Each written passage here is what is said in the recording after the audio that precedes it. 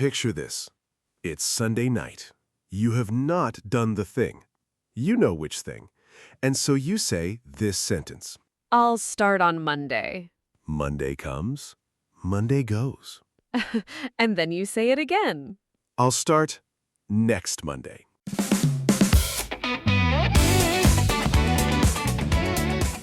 Welcome to Everyday English Academy. I'm Sarah. I'm Mike, and I am a professional Monday starter. I have never actually started on Monday. Mike has been starting Monday since March. In my defense, there are so many Mondays. I'm not wasting them, I'm collecting them. He has a whole collection. Beautiful, untouched Mondays. Today, we're talking about fresh starts, why we love them, why they fail, and 10 words that will help you talk about all of it in English. Let's go. So, Mike, hand on your heart. Why do we love the idea of a fresh start so much? Because a fresh start feels clean. No mistakes yet. Anything is possible. You open a new notebook, and for one beautiful second, you think, I could be a completely different person. And then you write one word crooked. And the dream is over. But that feeling before, that's powerful. And here's the English word for the gap between that feeling and actually doing the thing. Procrastinate. To procrastinate. It means you keep delaying something you know you should do. You push it to later, and then Monday. I always procrastinate when I have something difficult to do. Or stop procrastinating and just begin, which, by the way, is what I say to myself in the mirror every morning. And then? And then I check my phone for 20 minutes. See, we're the same person. Okay, Mike, quick grammar check. If I want to tell someone to quit a bad habit, do I say, I need to stop to procrastinate, or stop procrastinating? Good one. Stop to do something means you pause in order to do it, like I stopped to tie my shoe. But stop doing something means you quit the action completely. So if I want to quit the bad habit, You say, stop procrastinating. You're ending the action, not taking a break from it. exactly. I need to stop procrastinating. Full stop. Pun intended? Always. Here's the thing, though. I don't think procrastinating is always laziness.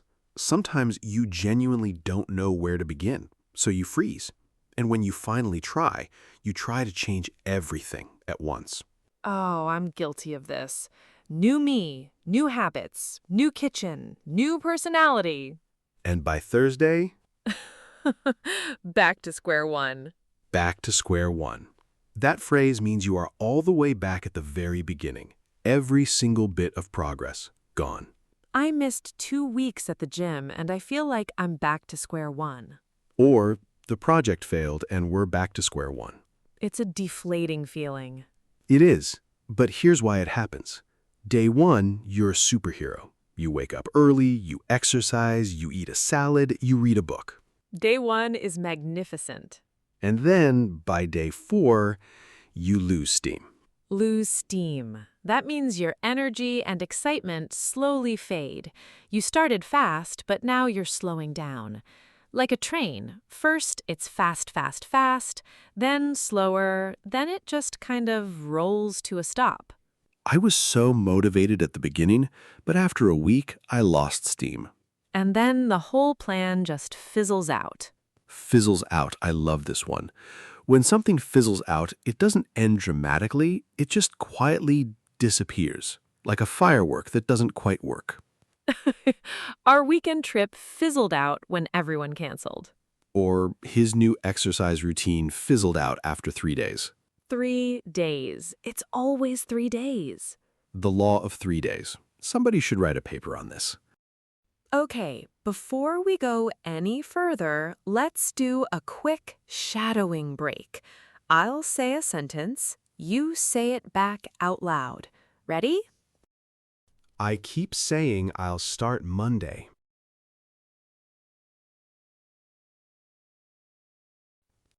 Stop procrastinating and just begin.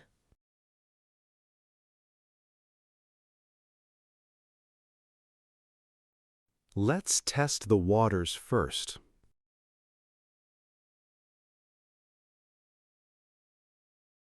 Slow down and pace yourself.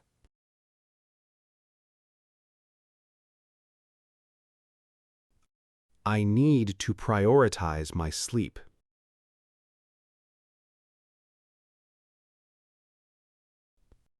Good. Say those a few more times today, out loud, not just in your head. That's how the phrases really stick. Okay, so we lose steam, we fizzle out, we're back to square one. Why? What's the real reason? I have a theory. Tell me. We don't test the waters. Oh, to test the waters. Say more. To test the waters means you try something small and carefully before you fully commit. You don't jump into the deep end, you dip one toe in first. Like before you sign up for a year-long language class, you go to one free lesson. You see if you like it. Exactly. I'm not sure about the new gym, so I'm just testing the waters with a week pass. Smart. And this connects to the next word, pace yourself. To pace yourself means to move at a slow, steady speed so you don't burn out too fast. You save energy for the long run. Slow down and pace yourself. It's a long project. The person who tries to change everything in one day is sprinting, and sprinters collapse. I used to sprint. Day one, gym, salad, early bed, new hobby, journaling, cold shower. A cold shower? It was a phase. By day two, I was exhausted and I hadn't even done the actual work yet. You needed to pace yourself and maybe skip the cold shower. Definitely skip the cold shower. Okay, Mike, there's a grammar question hiding in what you just said. When you were back at day 2, exhausted, did you say you had much less energy or more less energy? More less. That sounds like something a confused robot would say. We use much to make less stronger, so much less energy. Exactly. By Friday, I had much less energy than on Monday.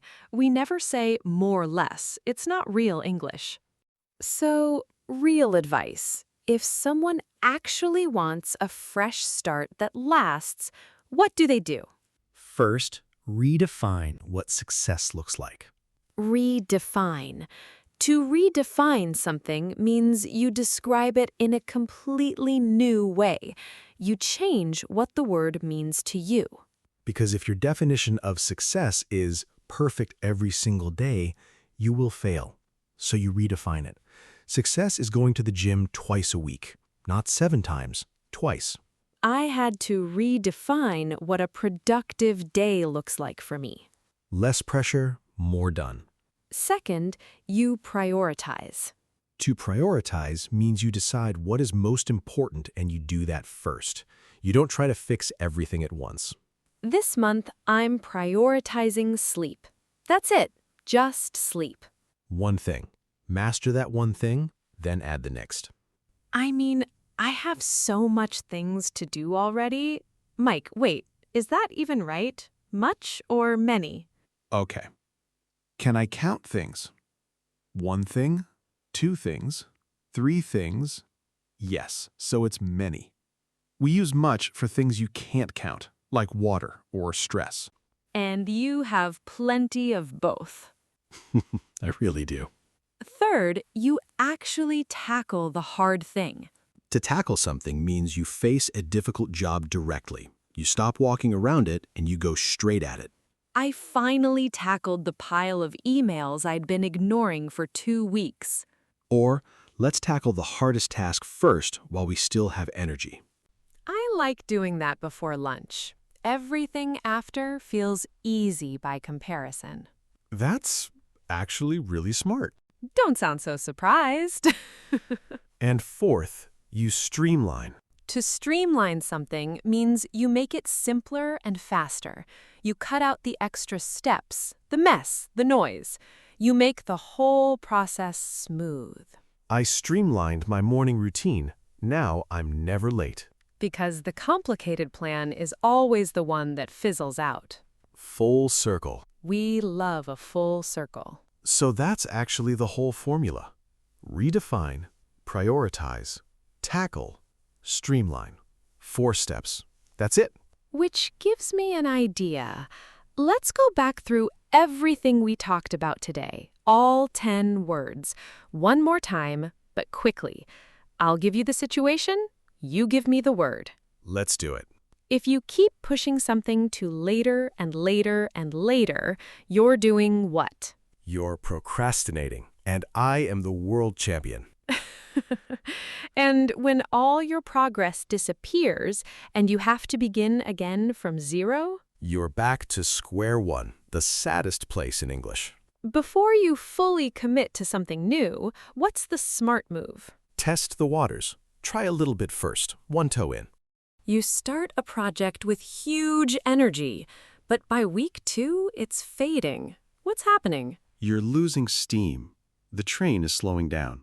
And if the project doesn't end dramatically, it just quietly disappears? It fizzled out with a sad little zzz. To avoid all of that, what should you do from the beginning? Pace yourself. Slow and steady. Don't sprint on day 1. When your old definition of success isn't working, what do? You redefine it. Make it smaller, more real, more human. You have 10 things to do and you can only do 1.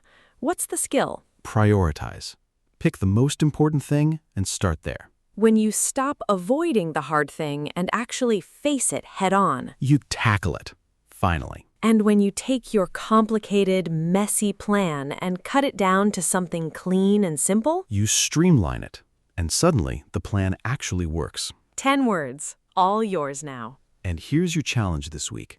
Pick one thing you've been procrastinating on.